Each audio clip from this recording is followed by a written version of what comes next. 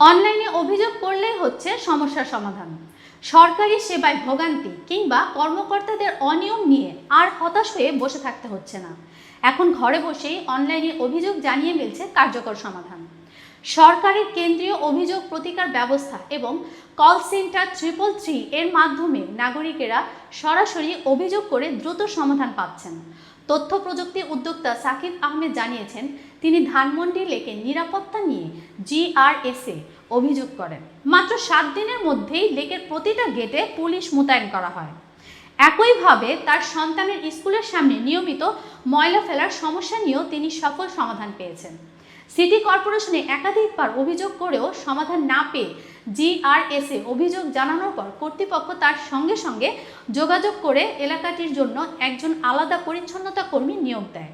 সরকারি এই ডিজিটাল প্ল্যাটফর্মটির মাধ্যমে যে কোনো নাগরিক সরাসরি সরকারি দপ্তরের সেবায় অসন্তোষের প্রকাশ করে অভিযোগ করতে পারেন।